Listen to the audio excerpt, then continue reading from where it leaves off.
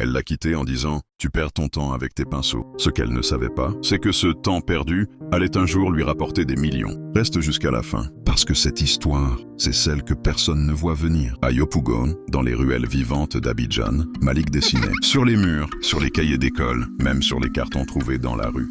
Il rêvait de devenir un grand artiste, mais dans son quartier, on ne vit pas de rêve, on survit. Il sortait avec Aïcha, populaire, sûre d'elle, toujours bien entourée.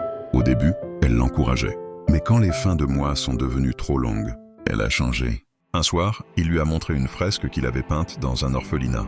Elle a soupiré. Franchement, Malik, t'as du talent, oui, mais ça nourrit pas une famille. Moi, je veux avancer, pas stagner. Et elle est partie, juste comme ça. Malik a encaissé. Il avait perdu l'amour, mais pas sa passion. Et c'est là que Fanta est entrée.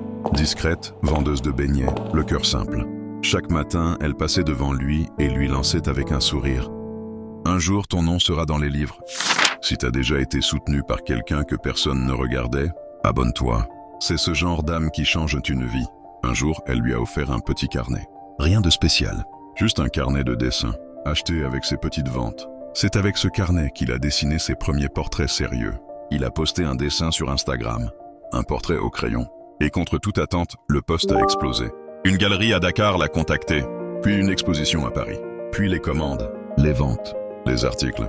En 2 ans, Malik est devenu l'un des jeunes artistes africains les plus cotés.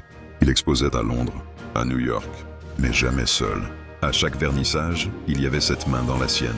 Celle de Fanta, silencieuse, fière, toujours là. Et puis un jour, à Abidjan, lors d'une grande expo, Aïcha est venue. Elle a vu son nom en lettres dorées.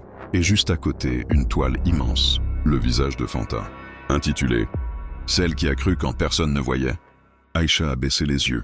Trop tard. Enregistre cette vidéo si tu crois encore que le vrai amour se voit dans la galère, pas dans les paillettes. Et dis-moi en commentaire, dans cette histoire, tu serais Fanta ou Aïcha ?